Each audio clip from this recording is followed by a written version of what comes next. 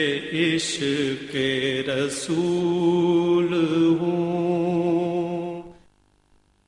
اعوذ باللہ من الشیطان الرجیم، بسم اللہ الرحمن الرحیم۔ خواتین و حضرات، السلام علیکم ورحمۃ اللہ وبرکاتہ۔ مغفرت پروگرام احکام شریعت اور تیمم سے متعلقہ مسائل کے ساتھ ایک دفعہ پھر آپ کی خدمت میں شرف حاضری حاصل ہے۔ جیسے کہ آپ کو بتایا تھا کہ ہمارا اصل موضوع طہارت چل رہا ہے، اور اس میں ہم نے مختلف ٹاپکس کا انتخاب کیا، جس میں سے پہلا ہم نے وضو کے بارے میں تفصیلی کلام کیا، پھر پچھلے کئی ایپیسوڈ میں ہم نے غسل کے بارے میں مکمل اور بہت سارے مسائل عرض کیے، اور اب الحمدللہ تیمم کے مسائل ہم عرض کریں گے۔ عموماً تیمم کے بارے میں زیادہ لوگوں کو معلومات نہیں ہوتی، اور وجہ اس کی شاید یہ ہوتی ہے کہ وہ اس کی ضرورت کو محسوس نہیں کرتے ہیں۔ تیمم انشاءاللہ باقاعدہ دلائل تو میں بعد میں عرض کروں گا، پہلے اس کی ضرورت اور اہمیت کے بارے میں عرض کر دیتا ہوں کہ اصل میں اللہ تبارک و تعالی نے پانی نہ ملنے کی صورت میں مٹی کو پانی کے قائم مقام کرتے ہوئے آلہ طہارت بنا دیا ہے۔ اگر انسان کو کسی وجہ سے کچھ ایسے آزار ہے جس کو شریعت واقعی عذر تسلیم کرتی ہے، اور ان آزار کی بنا پر جب بندہ پانی کے استعمال پر قادر نہیں رہتا، تو شریعت کہتی ہے کہ تم مٹی سے پاکی حاصل کرو، اور اس وقت مٹی یا پتھر یا جو بھی چیز زمین کے جنس ہے، اس سے انسان اگر نیت کے ساتھ پاکی حاصل کر لیتا ہے، تو یہ پاکی حاصل کرنا بالکل ایسا ہوتا ہے جیسے آپ پانی سے وضو کر لیں یا پانی سے غسل کر لیں۔ لیکن اب ایک مسلمان کے لیے یہ بات جاننا ضروری ہے کہ وہ آزار کیا ہے، اور کس وجہ سے اور کن وجوہات اور اسباب کی بنا پر یہ مٹی طہارت کا فائدہ دے گی، اور کہاں کہاں مجھے ضرورت پیش آ سکتی ہے۔ مثال کے طور پہ خصوصاً یورپ کنٹریز سے پاکستان یا ہندوستان آنے والے حضرات جو ہوتے ہیں، ہم نے دیکھا ہے کہ پکے پکے نمازی ہوتے ہیں، انہیں عرصہ دراز سے طویل عرصے سے نماز پڑھ رہے ہیں، لیکن جب وہ جہاز میں سفر کرتے ہیں، 12 گھنٹے کی فلائٹ ہے، 8 گھنٹے کی فلائٹ ہے، تو وہ سوچتے ہیں کہ اب کون کیسے نماز پڑھے۔ وہ اپنا عذر بیان کرتے ہیں کہ جی پانی صحیح نہیں ہے، واش روم گندا ہوتا ہے، اس میں ہر قسم کے لوگ ہوتے ہیں، احتمال ہوتا ہے کہ شاید زمین ناپاک ہے، کیسے وضو کریں گے۔ تو اگر واقعی ایسی صورتحال ہے، اور ہوتی بھی ہے بسا اوقات، تو آپ تیمم کر لیں۔ اب وہ تیمم کیسے ہوگا اور کس طریقے سے آپ چلتے جہاز میں نماز پڑھ سکتے ہیں؟ نماز ترک کرنے سے بہتر یہ تھا کہ اس کے مسائل سیکھ کر اپنے آپ کو گناہ کبیرہ سے بچاتے، لیکن ایسا نہیں ہوتا ہے۔ اس پر انشاءاللہ میں کلام عرض کرتا ہوں، لیکن ایک کالر ہمارے منتظر ہیں، پہلے سائل ہیں۔ السلام علیکم۔ السلام علیکم مفتی صاحب۔ وعلیکم السلام رحمۃ اللہ۔ جی مفتی صاحب، میرا پہلا سوال یہ ہے کہ میں نے ایک کتاب میں یہ پڑھا ہے کہ جو عورت بجنے والے زیور پہنتی ہے، اللہ تعالیٰ اس کی دعا قبول نہیں فرماتا۔ کون سے زیور؟ بجنے والے زیور۔ کون سے؟ بجنے والے۔ اچھا، بجنے والے، ٹھیک ہے ٹھیک ہے جی، اور اس کو انہوں نے ایک حدیث سے ثابت کیا تھا، کیا یہ بات صحیح ہے؟ تو اور دوسرا سوال یہ ہے کہ کیا چوڑیاں بھی بجنے والے زیور میں ہی شامل ہوں گی کہ عموماً امیٹیشن چوڑیوں کی آواز کانچ کی چوڑیوں سے زیادہ ہوتی ہے؟ ٹھیک ہے۔ تیسرا سوال یہ ہے کہ کچھ لوگ یہ کہتے ہیں کہ جہیز ایک لعنت ہے، اور یہ جو مشہور ہے کہ نبی کریم صلی اللہ علیہ وسلم نے اپنی پیاری بیٹی کو جہیز دیا تھا، یہ بات بالکل غلط ہے، بلکہ جو کچھ بھی سامان خریدا گیا تھا وہ حضرت علی رضی اللہ تعالیٰ عنہ کی زرہ بیچ کر ان کی طرف سے لیا گیا تھا، کیا یہ بات صحیح ہے؟ ٹھیک ہے۔ اور چوتھا سوال یہ ہے کہ میں نے کسی کو یہ بتایا کہ جہاں تصویر ہو تعظیماً وہاں رحمت کے فرشتے نہیں آتے، تو انہوں نے یہ کہا کہ ٹھیک ہے اس کمرے میں نہیں آئیں گے، باقی تو پورے گھر میں آئیں گے نا، تو مطلب کیا یہ حدیث صرف اس جگہ کے بارے میں ہے کہ پورے گھر کے بارے میں؟ ٹھیک ہے۔ جی بہت شکریہ، السلام علیکم۔ جی انشاءاللہ میں عرض کرتا ہوں، ایک مزید کالر ہے۔ السلام علیکم۔ ہلو السلام علیکم۔ ہلو السلام علیکم۔ وعلیکم السلام، ارشاد فرمائیں۔ جی میرا سوال یہ ہے، جیسے کہ پہلے تو میں اتنی نمازی نہیں تھی، اب میں ماشاءاللہ سے 5 وقت کی نماز پڑھتی ہوں، اور پہلے میری نمازیں جو ہے قضا ہو چکی ہیں، تو میں ماشاءاللہ سے ابھی عشرت نماز، چاش نماز، اوابیل نماز سبھی پڑھتی ہوں، تہجد کی نماز بھی پڑھتی ہوں، لیکن جو نمازیں میری قضا ہو چکی ہیں وہ میں کس طریقے سے میک اپ کروں؟ کیونکہ میری تو ان دنوں میں بھی تو چھٹی کے دنوں میں بھی تو میک اپ نہیں ہو سکتی، لیکن ان نمازوں کو میں کس طریقے سے پورا کروں؟ ٹھیک ہے، میں بتاتا ہوں آپ کو۔ نیکسٹ کوسچن گناہ ہے جو آپ نے تھوڑی دیر پہلے عرض کیا، کیا؟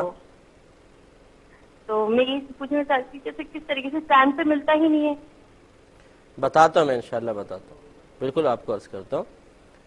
تو میں آپ کی خدمت میں عرض کر رہا تھا، اب جیسے یہ جہاز کا مسئلہ ہے، اسی طریقے سے خصوصاً ہمارے پاکستان میں، ہندوستان کے مجھے حال معلوم نہیں ہے، پاکستان میں ایسا ہوتا ہے بسا اوقات کے بیچ جنگل میں ٹرین کھڑی کر دیتے اور 4 گھنٹے تک ٹرین کھڑی رہتی ہے، نہ پانی ہے نہ کچھ ہے، نماز کا ٹائم ہے، اور غالب گمان یہ ہے کہ ابھی ٹرین چلے گی نہیں اور نماز کا وقت نکل جائے گا۔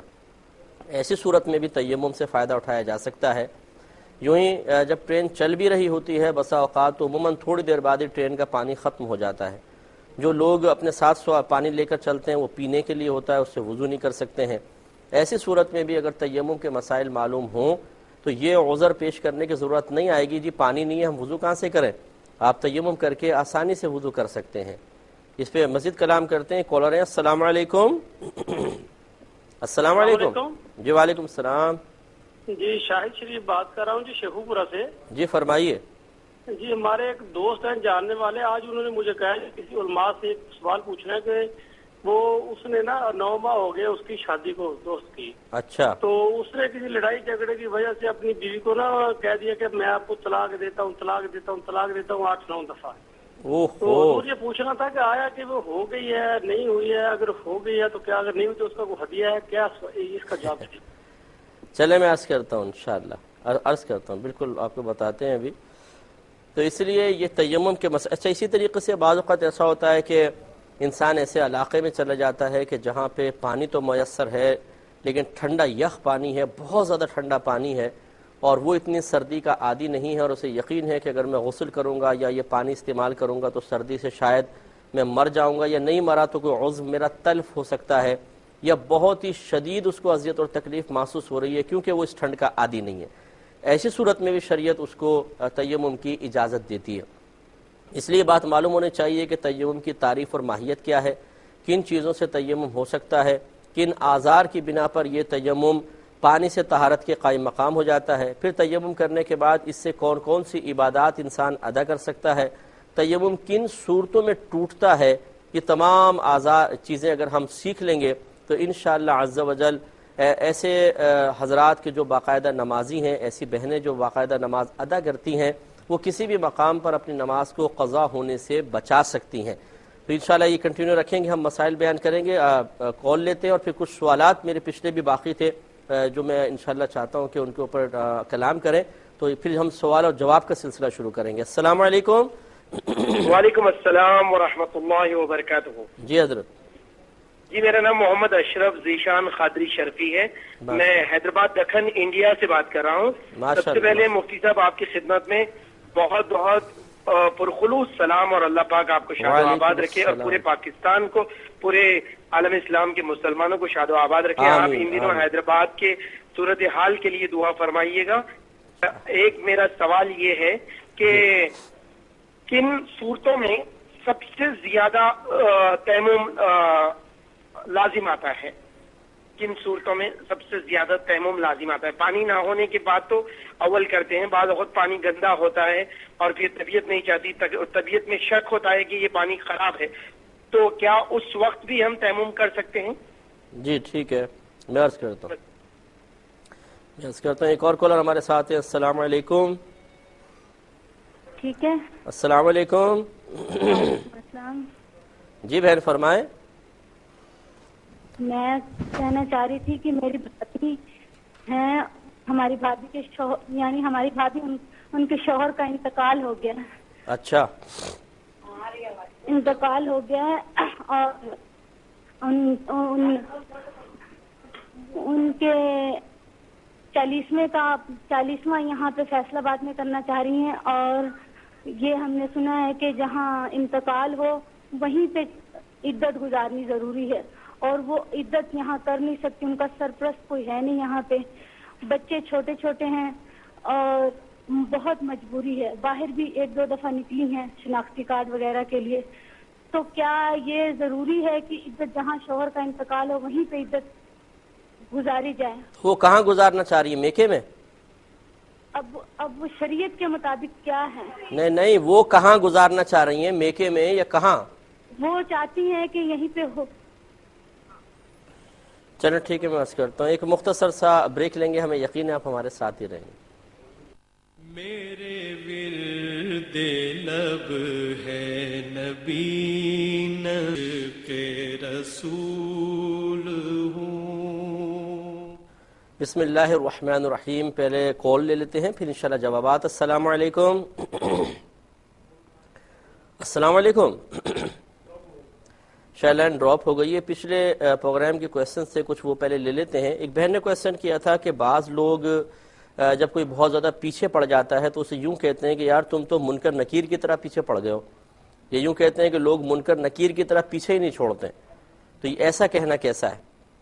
دیکھیں یہ کہنا انتہائی غیر مناسب ہے، کیونکہ یہ ہم اس وقت بولتے ہیں جب ایک شخص بہت زیادہ تکلیف کا باعث بن رہا ہوتا ہے، بیجا تکلیف کا باعث بن رہا ہوتا ہے، اور وہ بہت زیادہ برا محسوس ہو رہا ہوتا ہے اور اس کی حرکات اوچھی قسم کی ہو جاتی ہیں. یعنی گویا کہ برائی جب کسی کے سے ملتی ہے اور مسلسل اس کے تنگ کرنے کی بنا پر تو ہم اس قسم کے جملے کہتے ہیں. تو گویا کہ کہنے والا پھر یہ بھی کہنا چاہتا ہے ساتھ ساتھ کہ منکر نکیر کی آمد بھی ایک بری ہے، وہ بھی تنگ کرتے ہیں اور وہ بھی پیچھے پڑ جاتے ہیں اور اس سے مردے کو اذیت اور تکلیف ہوتی ہے. گویا کہ منکر نکیر کے عمل کو بھی برا قرار دینا ثابت ہو رہا ہے. حالانکہ فرشتے جو کچھ کرتے ہیں وہ اللہ تبارک و تعالی کے حکم سے کرتے ہیں. وہ مامور ہوتے ہیں، امر الہی بجا لا رہے ہوتے ہیں، وہ اپنی طرف سے کچھ بھی نہیں کرتے ہیں. تو ان کے کسی فعل پر اعتراض گویا کہ براہ راست اللہ تبارک و تعالی کے حکم پر اعتراض ہے. اور جو اللہ تبارک و تعالی کے حکم پر اعتراض کرے گا تو فقہاء اسلام نے لکھا ہے کہ وہ دار اسلام میں نہیں رہے گا. میں یہ نہیں کہہ رہا ہوں کہ یہ شخص کافر ہو گیا، بلکہ اس کو چاہیے کہ اللہ کی بارگاہ میں توبہ کرے اور احتیاطاً تجدید ایمان اور تجدید نکاح کرے. کیونکہ اگرچہ اس کا قصد و ارادہ فرشتوں کی توہین کرنے کا نہیں ہے، ان کے عمل کو برا قرار دینے کا براہ راست نہیں ہے، لیکن مطلب یہی نکل رہا ہے. اور جب اس قسم کی کوئی تعویلی صورت نکل آتی ہے تو پھر اس وقت ہم قائل کے کہنے والے کے قول کو تو کفر قرار دیتے ہیں، لیکن احتیاطاً کہنے والے کو کافر قرار نہیں دیتے ہیں، اور اس کو یہ کہتے ہیں کہ آپ تجدید ایمان کر لیں، اگر آپ صاحب نکاح ہیں تو احتیاطاً نکاح بھی کر لیں. اگر وہ لیکن یہ نہیں کرے گا تو پھر بہت شدید گناہ گار ہوگا اور خدا نخواستہ اس پہ سخت حکم بھی لگ سکتا ہے. اس لیے اس میں ضد میں نہیں آنا چاہیے کہ جب کوئی بتائے کہ بھی آپ سے کچھ کلمات کفر صادر ہو گئے ہیں یا آپ کے کلمات پہ گرفت ہے، تو دیکھا ہے کہ بعض لوگ چڑ جاتے ہیں، ایک دم ضد میں آ جاتے ہیں، بولتے ہیں ہے تو ہے معاذ اللہ ثم معاذ اللہ، یا ہم نہیں کرتے ہیں تجدید ایمان ہے، یہ تو مولویوں کی باتیں ہیں. اس قسم کے کمنٹس دے کر اور اپنے آپ کو خطرے میں ڈال لیتے ہیں. ہو جاتا ہے بعض اوقات انسان غصے میں زبان سے ایسے کلمات نکال دیتا ہے. صحیح سعادت مند شخص خوف خدا رکھنے والے کی علامت یہ ہے کہ وہ فوراً اس چیز کو محسوس کرنے کے بعد کہ میری زبان سے نادانستہ طور پہ کچھ غلط جملے نکل گئے ہیں جو گرفت کا سبب بن سکتے ہیں، وہ فوراً اللہ کی بارگاہ میں رجوع کرے گا، توبہ کرے گا اور تجدید ایمان اور تجدید نکاح میں دیر نہیں کرے گا. ایک کالر ہمارے ساتھ ہیں. السلام علیکم. یہ غالباً اسپین سے کال ہے. جی فرمائے بہن. جی میں مفتی صاحب میرے 4 سوال ہے. جی فرمائے. یہ کہ اگر کسی نے 1 سال پہلے بہن آپ کی آواز صحیح آ نہیں رہی ہے، شاید لائن کا پرابلم ہے. ہیلو. جی جی فرمائیے فرمائیے.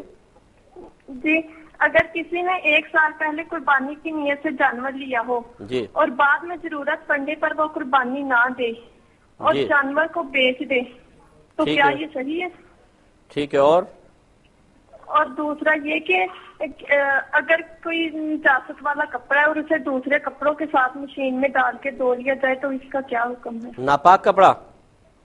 جی نجاست والا. جی جی ٹھیک ہے. اور تیسرا یہ ہے کہ میری مما نے منت مانی تھی کہ میں جب تک میری زندگی ہے میں ہفتے میں 1 روزہ رکھوں گی، اور ابھی تک تو 10 سال ہو گئے وہ رکھ رہی ہیں، اور اگر بعد میں ہمت نہ رہے اور نہ رکھے جائیں تو اس کا کفارہ کیا ہوگا؟ ذرا دوبارہ بولیے گا کہ منت کیا مانی تھی، الفاظ صرف بتا دیجیے.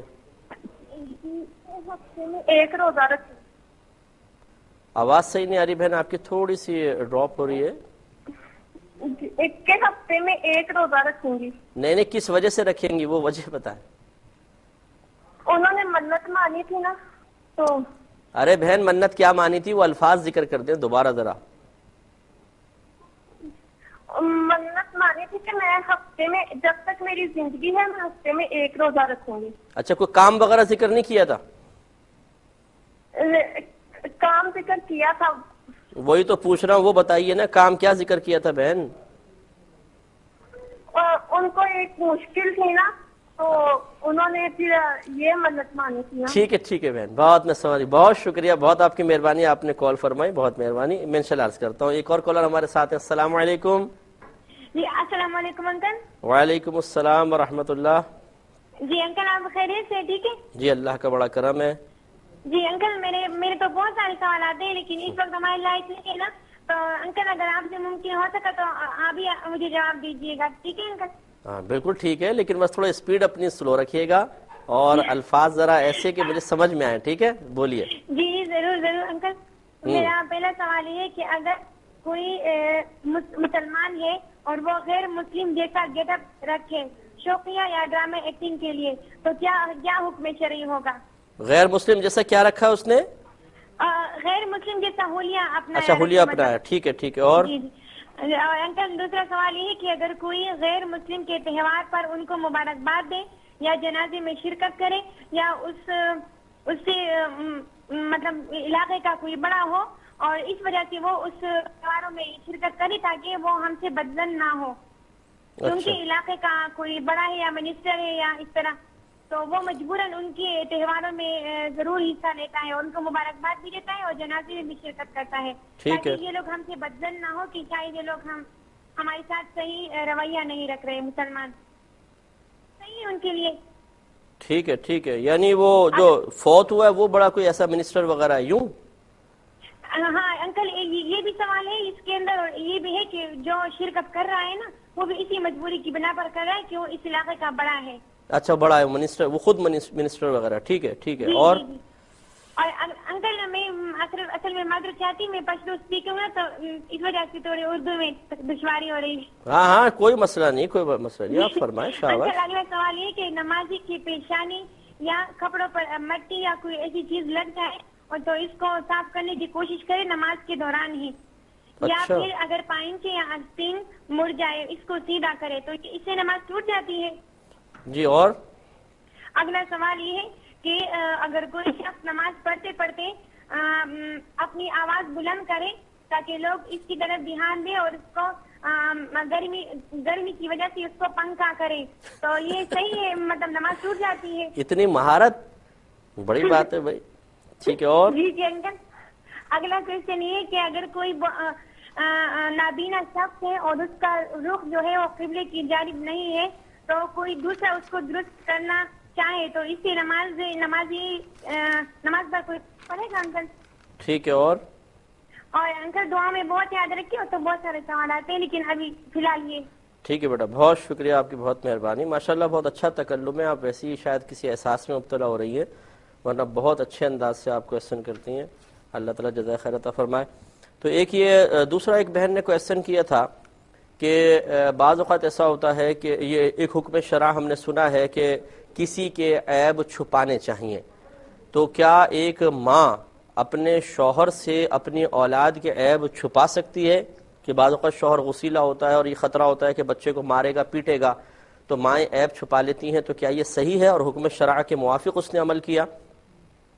دیکھیں یہ تو ہے کہ کسی کے عیب کو چھپانا یہ بڑا افضل ہوتا ہے, اور خصوصاً اگر کوئی معظم دینی ہے, یعنی کوئی عالم ہیں, مفتی ہیں, ایسے ہیں جو قوم کے لیے ایک مذہبی علامت ہیں, ان سے اگر کوئی قصور سرزد ہو جاتا ہے تو ان کے عیوب کو چھپانا تو فقہا نے واجب قرار دیا ہے, بشرطے کہ اس شخص کا جو ضرر ہے وہ ایسا نہ ہو کہ چھپانے کی بنا پر اور پھیلے گا اور لوگوں کو نقصان پہنچے گا. وہ تو ایک الگ چیز ہوتی ہے کہ اس میں بھی ایک پروسیس ہوتا ہے کہ باقاعدہ اس قسم کے کوئی اشخاص ہوں ان کو پہلے تنبیہ کی جائے, 1 بار 2 بار 3 بار, اور جب تک یہ تنبیہات کا سلسلہ ہے اس وقت تک ان کے عیوب کو ظاہر کرنا سخت گناہ ہے. وجہ اس کی یہ ہے کہ ان سے بدزن ہونے کا مطلب لوگ دین سے بدزن ہوں گے, اور جتنا دین سے بدزن ہوں گے دور ہو جائیں گے. تو جیسے اس شخص کا قصور تھا, لیکن اس کا قصور اتنا تھا کہ اس نے گناہ کیا تھا اور وہ چند لوگوں کو معلوم تھا, اور آپ کا قصور یہ ہے کہ آپ نے اس گناہ کی خبر کو سینکڑوں تک پہنچا دیا اور اس طرح لوگوں کو دین سے بدزن کرنے کا سبب بنے, تو گناہگار وہ بھی ہوا اور گناہگار آپ بھی ہوئے. اس لیے اس میں تو طریقہ کار یہ ہوتا ہے کہ آپ ایک تھوڑا سا 1 دفعہ 2 دفعہ 3 دفعہ تنبیہ کریں. جب آپ یہ دیکھیں کوئی شخص نہیں باز آتا اور مسلسل تسلسل سے لوگوں کو نقصان پہنچا رہا ہے, پھر اس کے بعد اس کو گناہ کو حکمت کے ساتھ وہ بھی علماء اسلام سے مشورہ کرنے کے بعد ظاہر کر دینے میں شرعاً کوئی حرج نہیں ہے۔ باقی عام مسلمان کا مسئلہ یہی ہے کہ اگر یہ ہم سمجھتے ہیں کہ کسی سے کوئی گناہ یا خطا ہوئی اور اس پر نادم بھی ہے، شرمندہ بھی ہے، اور اس گناہ پر وہ اصرار نہیں کر رہا ہے، مصر نہیں ہے، تو پھر اس گناہ کو چھپانا واجب ہوتا ہے۔ عام مسلمان کے گناہ کو بھی چھپانا واجب ہے۔ ہاں بس بات وہی ہے کہ بعض گناہ کسی شخص کی ذات کے ساتھ محدود ہوتے ہیں، بعض گناہ ایسے ہوتے ہیں کہ اگر ان کو چھپایا جائے تو اس کے اثرات دوسروں تک تیزی کے ساتھ پھیلنے کا اندیشہ ہوتا ہے، اور اگر اس کو ظاہر کر دیں تو وہ اثرات سمٹنے کا یقین ہوتا ہے۔ تو اس طرح ہر چیز کو دیکھنا ہوگا۔ ایک عام شخص نے گناہ کیا، جیسے شراب پی لی، آپ کو اطلاع مل گئی، تو یہ اس کی ذات کے ساتھ خاص ہے، اس کو لوگوں میں عام کرنا بالکل شرعاً ممنوع ہے، اس کا یہ عیب چھپانا واجب ہے، اور چھپا کے اس کی تنبیہ اس کو ضرور کریں کہ بھئی آپ ایسا نہ کریں، کسی کو پتہ چلے گا آپ کی بے عزتی ہوگی۔ اسی طریقے سے اور کوئی گناہ کر رہا ہو اور اس کی ذات کے ساتھ محدود ہو تو پہلے تنبیہات کا سلسلہ رکھیں۔ اب اگر یہ سمجھتے ہیں کہ یہ باز نہیں آ رہا ہے اور کسی کو ایک آدھ دو کو بتانے سے اس کے گناہ کے رک جانے کا یقین ہو تو پھر اس کو بھی بتا سکتے ہیں، ورنہ بس چھپائیں۔ اور اگر ایسا ہے کہ لوگوں دوسروں تک گناہ پہنچے گا اور ضرر پہنچے گا، مثلا ایک دکاندار ہے، دھوکہ دیتا ہے، ڈنڈی مارتا ہے، کم تولتا ہے، آپ اس میں بھی یہ ایک دو دفعہ اس کو تنبیہ کر دیں، نہیں باز آئے، اب لوگوں میں عام کر دیں کہ بھئی اس سے دکان سودا نہ لو، یہ لوٹتا ہے، اب یہ کہہ سکتے ہیں۔ اب آ جائیں ماں باپ کے مسئلے کے اوپر کہ اگر ماں یہ سمجھتی ہے کہ بیٹے نے کوئی خطا، کوئی گناہ کیا ہے اور یہ اس پر مصر نہیں ہے، یہ اس گناہ کا عادی نہیں ہے اور اس کے اثرات دوسرے بہن بھائیوں کے اندر منتقل نہیں ہوں گے، اس کی ذات کے ساتھ خاص ہیں، اور ماں نے سمجھایا، بچے نے وعدہ بھی کر لیا اب نہیں کروں گا، تو پھر ماں اگر اس کو چھپا لے تو کوئی حرج نہیں ہے کہ باپ کو نہ بتائے، بلکہ یہ چھپانا بہتر ہے، ورنہ ہو سکتا ہے کہ باپ شدت سختی کرے تو بچہ پھر بغاوت پر اتر آئے۔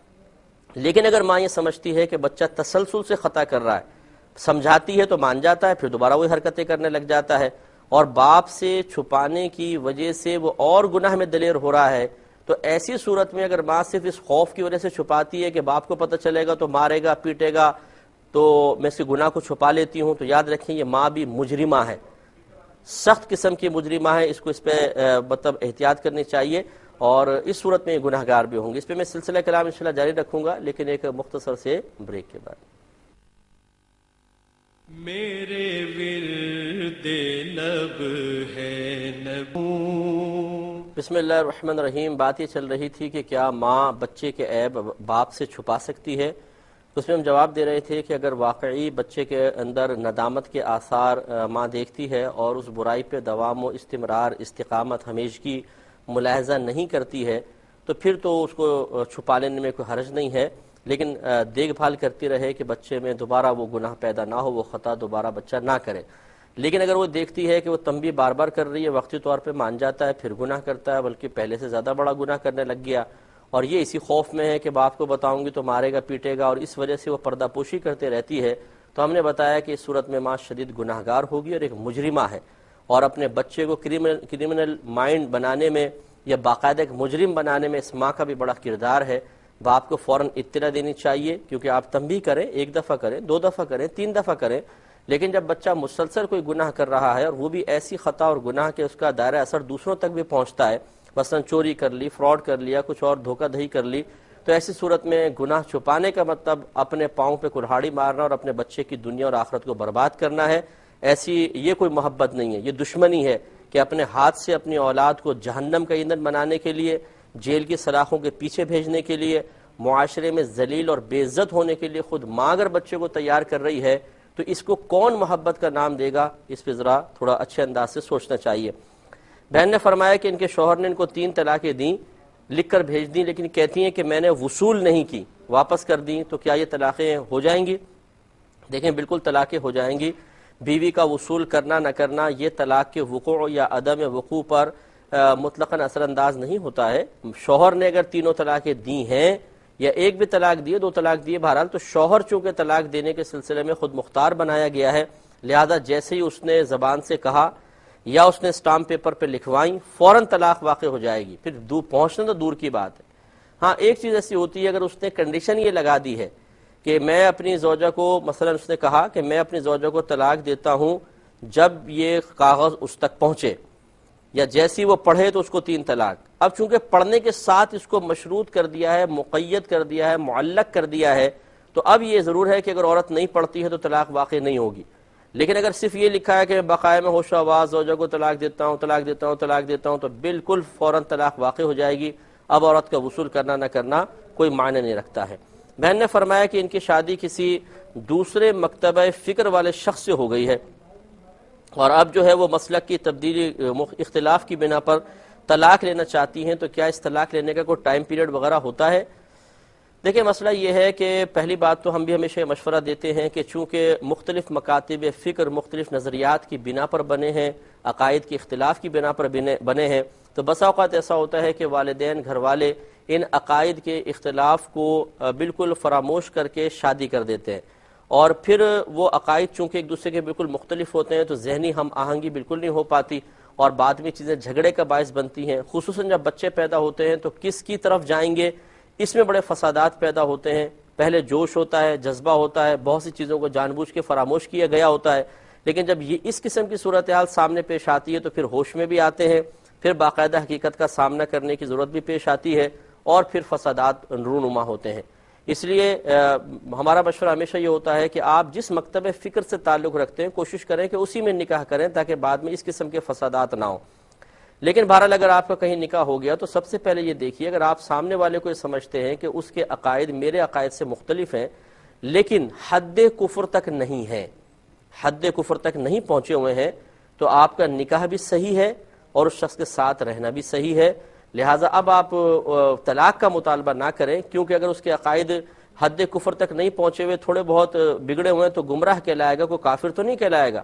لہٰذا گمراہ مسلمان بھی ہو سکتا ہے، تو لہٰذا وہ مسلمان ہے، اور مسلمان سے بغیر کسی وجہ کے اس طرح طلاق لینا مناسب نہیں ہے۔ اب مجھے نہیں پتا کہ آپ جو بہن نے کویسچن کیا تھا کس مکتب فکر سے ہیں اور دوسرے شوہر کس سے ہیں، میں ایک مطلقاً بات عرض کر رہا ہوں، تو اس لیے سب سے پہلے تو آپ یہ معلوم کروائیں کہ آپ کے شوہر کن عقائد کے حامل ہیں، پھر آپ یہ معلوم کروائیں کہ کیا ان کے عقائد آپ کی دانست میں حد کفر تک پہنچے ہوئے کہ نہیں پہنچے ہوئے، اور یہ مفتیان کرام آپ کو بتائیں گے۔ اس کے بعد کوئی آپ فیصلہ کرنا چاہیں، قدم اٹھانا چاہیں تو پھر قدم اٹھائیں، جلد بازی اس میں نہ کیجیے۔ اور کوئی ٹائم پیریڈ کو شریعت نے مقرر نہیں کیا ہے، وہ تو چاہے خدا نخواستہ شادی کے دوسرے دن انسان طلاق کرنا چاہے، دینا لینا چاہے تو ہو سکتا ہے، ٹائم پیریڈ شریعت کی طرف سے مقرر نہیں ہے۔ یہ کویسچن کیا تھا بھائی نے کہ مثال کے طور پہ کسی شخص نے کسی باہر ملک میں ایک بینک سے قرضہ لیا وعدہ سود پر، اور اب اس پہ سود باقی تھا، یہ وہاں سے بھاگ کر دوسرے ملک چلا گیا، تو کیا اس پر اب اس سود کی ادائیگی لازم ہے؟ دیکھیں یہاں پہ دو چیزیں ہیں، ایک ہے کہ آپ نے جب بینک سے پیسہ لیا، مثال کے طور پہ 5 لاکھ قرضہ لیا اور اس پہ 50,000 سود دینے کا وعدہ کیا، تو یہ 5,000 تو بینک کا ہے، یہ تو آپ کو دینا ہی ہوگا، یہ تو عام قرضہ ہے، سود تو صرف 50,000 ہے۔ اگر ایسا ہے کہ آپ مثلا کوئی جو بھی شخص ہے وہ ابھی تھوڑا ہی دیا تھا بھاگ آیا، تو چاہے یہ بھاگ آیا، اس پہ لازم ہے کہ بینک کے جو اصل پیسے ہیں وہ تو دینے پڑیں گے۔ ہاں سود کی ادائیگی واجب نہیں ہے اس کے اوپر شرعی لحاظ سے، قانونی اعتبار سے تو وہاں جائے گا تو پکڑا جائے گا، لیکن شرعی اعتبار سے مثال کے طور پر اس پر سود بن رہا تھا 50,000 اور 5 لاکھ اس نے قرضہ لیا تھا، 5 لاکھ ادا کر دیا، اب صرف رہ گئے 50,000 جو خالصتاً سود کے ہیں، یہ اگر واپس نہ بھی کرے تو شرعی لحاظ سے اس کی کوئی گرفت نہیں ہے، لیکن جو بقیہ اصل جو پیسہ ہے وہ بہرحال اس کو بینک کو دینا چاہیے، اس سے اگر بچ کے بھاگے گا تو گناہگار ہوگا۔ یہ بہن نے اس دفعہ کویسچن کیا تھا کہ کسی نے لکھا ہے کہ جو عورت بجنے والے زیور پہنے گی اس کی دعا قبول نہیں ہوگی، تو کیا یہ صحیح ہے؟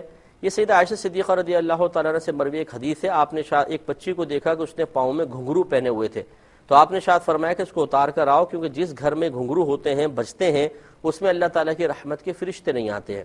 گویا کہ نبی کریم صلی اللہ علیہ وسلم سے سن کر آپ نے شاید فرمایا، تو بجنے والے زیور سے مراد اس طرح کے ہیں جس میں باقاعدہ گھنگرو وغیرہ ہوں، ورنہ تو کانچ کی چوڑیاں آرٹیفیشل جیسے آپ نے کہا کہ جیولری ہوتی ہے وہ بھی ٹکرا کے آپس میں بجتے ہیں، وہ بجنا مراد نہیں ہے، وہ ایک آواز نکلنا ہے، بجنے سے مراد ہے گھنگرو وغیرہ باقاعدہ ہوں جو باقاعدہ جب بجتے ہیں تو ان کی ایک آواز آتی ہے، یہ گھنگرو وغیرہ کی آواز منع ہے۔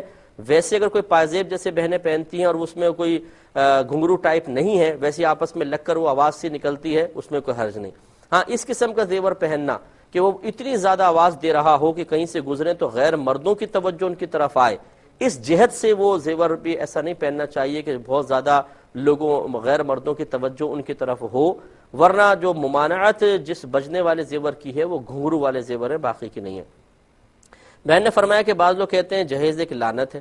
جب ان کو سمجھایا جائے کہ جی مطلقاً لعنت نہ کہیں، نبی کریم صلی اللہ علیہ وسلم نے اپنی صاحبزادی کو بھی جہیز دیا، تو کہتے ہیں یہ بات غلط ہے۔ حضرت علی کرم اللہ وجہہ الکریم نے زرہ بیچ کر وہ سامان لائے تھے، کیا یہ صحیح ہے؟ دیکھیں یہ غلط ہے۔ مدارج النبوت وغیرہ آپ تاریخ کی کتابیں اٹھا کے پڑھ لیں، سیرت کی کتابیں، کہ نبی کریم صلی اللہ علیہ وسلم نے اپنے پاس سے اپنی بیٹی کو کچھ نہ کچھ دیا تھا، وہ چاہے مختصر تھا، تو جو باپ شادی کے موقع پہ بیٹی کو دیتا ہے عرفاً اسی کو جہیز کہتے ہیں، تو چاہے وہ قلیل تعداد میں تھا لیکن بہرحال دینا ثابت ہے۔ تو اس لیے جہیز کو جو کہہ دیتے ہیں کہ لعنت ہے، وہ ہمارے عرف کے اعتبار سے کہتے ہیں کہ ایسا جہیز لعنت ہے کہ جس میں لڑکی والے جو ہیں بیچارے شدید آزمائش اور تکلیف میں مبتلا ہو جائیں، یا اس جہیز کو جمع کرنے میں ہی بچیاں بوڑھی ہو جائیں، یہ جہیز ایک واقعی لعنت ہے، لیکن مطلقاً جہیز لعنت نہیں ہے۔ یہ جملہ بالکل ایسا ہی ہے جیسے کہتے ہیں کہ جو غصہ کرنا حرام ہے یا غصہ عقل کو کھا جاتا ہے، حالانکہ ہر غصہ عقل کو نہیں کھاتا، کیونکہ جو اللہ کی رضا کی خاطر غصہ آتا ہے، ایسے جلال میں تو ہر نبی مبتلا ہوا ہے، تو کیا معاذ اللہ وہ غصہ بھی حرام تھا؟ وہ غصہ عقل کو کھا جاتا ہے؟ نہیں، بلکہ وہ تو عقل میں ایک نور عقل کے نور کو بڑھاتا ہے اور روحانیت پیدا کرتا ہے۔ اسی طرح کہتے ہیں لالچ بری بلا ہے، یہ ہمیشہ بری بلا تو نہیں ہوتی، نیکیوں کا لالچ تو بہت اچھا ہے۔ فاستبقوا الخیرات میں خود اللہ تعالیٰ نے حکم دیا کہ نیکیوں کے معاملے میں ایک دوسرے سے سبقت لے جاؤ، تو اس لیے یہ بعض مقولے ایسے ہوتے ہیں جو خاص کنڈیشنل ہوتے ہیں، ایک خاص صورت کے ساتھ خاص ہوتے ہیں، اسے بالکل اوپنلی ان کے معنی نہ لیے جائیں ورنہ مفہوم غلط بھی ہو سکتا ہے۔ بہن نے فرمایا کہ کسی کو تصویر لگانے سے منع کریں تو وہ کہتے ہیں کہ یہ تو ایک کمرے میں لگی ہوئی ہے، پورے گھر میں کوئی لگی ہوئی ہے، تو جو رحمت کے فرشتوں کا تصویر کی وجہ سے نہ آنا حدیث سے ثابت ہے، وہ کیا ایک کمرے تک محدود ہوگا جس میں تصویر لگی ہوئی ہے؟ یہ پورے گھر کے متعلق حکم ہے۔ دیکھیں اس میں جو محتاط فقہاء ہیں وہ تو یہی کہتے ہیں کہ نبی کریم صلی اللہ علیہ وسلم نے گھر کا فرمایا کہ جس گھر میں تصویر ہو اس میں رحمت کے فرشتے نہیں آتے۔ سرکار نے روم کا نہیں کہا کہ جس غرفہ میں، کیونکہ عربی میں غرفہ جیسے کہتے ہیں کہ جس کمرے میں تصویر ہو اس میں رحمت کے فرشتے نہیں آتے، بلکہ نبی کریم صلی اللہ علیہ وسلم نے گھر کا لفظ استعمال فرمایا۔ اس لیے محتاط مسئلہ یہی ہے، حدیث کا ظاہر یہی کہتا ہے کہ اگر ایک کمرے میں بھی تصویر لگی ہوگی تو رحمت کے فرشتوں کا دخول اس گھر میں نہیں ہوگا۔ ہاں یہ بات الگ بات یہ ہے کہ نماز کا مسئلہ علیحدہ ہوگا، جس کمرے میں تصویر ہے اگر اس میں نماز نہ پڑھیں دوسرے کمرے میں جا کے پڑھیں تو بالکل جائز ہے، لیکن رحمت کے فرشتوں کا جو عدم دخول ہے، داخل نہ ہونا ہے، وہ تصویر کے ساتھ خاص ہے، وہ چاہے ایک کمرے میں ہو وہ پورے گھر میں تشریف نہیں لائیں گے، یہی محتاط قول ہے۔ بہن فرماتی ہیں کہ یہ ان کی بہت ساری نمازیں قضا تھیں، ابھی ماشاءاللہ پڑھ رہی ہیں اور نوافل بھی پڑھتی ہیں، چاش، اشراق، تہجد وغیرہ، تو کیا کریں؟ دیکھیں ہمارا مشورہ یہ ہے محترم بہن کہ آپ یہ نوافل ابھی نہ پڑھیں، ان نوافل کی جگہ آپ اپنی سابقہ زندگی کی قضا نمازیں پڑھیں، اور اس کے حساب کرنے کا طریقہ یہ ہے کہ جب آپ بالغ ہوئی تھیں وہ سال لکھ لیں، ابھی جو آپ کا عمر ہے وہ سال لکھ لیں، اس پورے سالوں کے درمیان میں آپ غور و تفکر کریں کہ ہر مہینے کتنے دن آپ ناپاک رہتی ہیں، ایام مخصوصہ ہوتے ہیں، وہ کاؤنٹ کر کے ان دنوں کو مائنس کر دیں۔ اب جو باقی بچے ہیں ان میں غور و تفکر کر لیں، غالب گمان کریں، اندازہ کریں کتنے اس میں عرصے کی نمازیں رہ گئے ہوں گی۔ مثلا یہ آپ نے حساب کیا تو پتہ چلا کہ 10 سال بیچ کے بنتے ہیں، اب ان 10 سال میں سوچئے کتنی نمازیں چھوڑی ہوں گی، 2 سال کی، 3 سال کی، 4 سال کی، 5 سال کی، 6 سال کی۔ جہاں آپ کا دل مطمئن ہو جائے کہ ہاں اتنی ہوں گی سے زیادہ نہیں ہوں گی، بس وہ سال آپ لکھ لیجئے، اتنے سال کی نمازیں آپ نے قضا کرنی ہے۔ جو نمازیں قضا ہوتی ہیں وہ فرض ہیں یا واجب؟ 2 فجر، 4 ظہر، 4 عصر، 3 مغرب، 4 عشاء اور 3 وتر، اس طرح ایک دن کی 20 رکعتیں بنتی ہیں۔ آپ نوافل سب چھوڑ دیں، ان کی جگہ 20 رکعتیں ادا کریں، بس نیت یوں کریں گی جیسے آپ فجر پڑھ رہی ہیں تو اللہ تعالیٰ کی بارگاہ میں عرض کریں یا رب کریم جو سب سے پہلی فجر میری قضا ہوئی میں اس کو ادا کر رہی ہوں، اللہ اکبر۔ پر اس طرح ظہر، عصر، مغرب، عشاء ایک ہی وقت میں آپ پورے ایک دن کی نمازیں 6 کی 6 نمازیں ادا کر سکتی ہیں تو انشاءاللہ اس سے ادا ہو جائیں گے۔ گھبرائیں نہیں کہ وقت ہی نہیں ملتا، کتنے عرصے کے اندر پڑھیں، آپ نوافل چھوڑیں، ان کی جگہ پڑھیں، خود بخود وقت ملے گا، اور شروع کرنا آپ کا کام ہے، اختتام آپ کا کام نہیں ہے۔ اگر اللہ نے مہلت دی زندگی میں ختم کر لے، مہلت نہیں دی تو اس کی رحمت سے امید ہے کہ انشاءاللہ وہ درگزر فرما دے گا۔ بھائی فرماتے ہیں کہ دوست کی 9 ماہ شادی چلی، ایک دن غصے میں آ کے انہوں نے بیوی کو 7-8 بار بول دیا میں طلاق دیتا ہوں، طلاق دیتا ہوں، تو اب اس کا کوئی ہدیہ وغیرہ ہو سکتا ہے؟ دیکھیں طلاق 3 دفعہ جب دے دی تو اس کا کوئی ہدیہ کفارہ نہیں ہوتا، واقع ہو گئی ہے، اب حلالہ کے بغیر کچھ بھی نہیں ہو سکتا ہے، حلالہ کرنا پڑے گا، اس کا پروسیس جو ہے وہ انشاءاللہ زندگی رہی تو جیسے آپ معلوم کر لیں کسی سے، ورنہ میں نیکسٹ پروگرام میں عرض کروں گا کیونکہ ٹائم بہت زیادہ کم رہ گیا ہے، تو اس لیے اجازت طلب کریں گے. کچھ کویسچنز ابھی بھی باقی ہیں اور کافی بلکہ باقی ہیں، انشاءاللہ نیکسٹ پروگرام میں پہلے ان کو لیں گے، پھر دوسرے کویسچنز کے جواب دیے جائیں گے. اس وقت تک کے لیے اپنے میزبان کو، ہماری کیو ٹی وی کی پوری ٹیم کو اجازت مرحمت فرمائے. آپ ہمارے لیے دعا کیجیے، ہم آپ کے لیے دعا گو ہیں کہ اللہ تبارک و تعالی جو خصوصاً ہمارے پروگرام کو دیکھتے ہیں، اکتساب علم کرتے ہیں، اللہ تعالیٰ ان سب کی بخشش و مغفرت فرمائے، ان کو غم پریشانی فکر سے محفوظ فرمائے. یہ دعا آپ کے حق میں بھی اور ہر مسلمان بھائی ہر مسلمان بہن کے حق میں بھی قبول و منظور فرمائے. آمین. وآخر دعوانا ان الحمدللہ رب العالمین. میرے ورد لب ہے نبی نبی، میرا دل مقام حبیب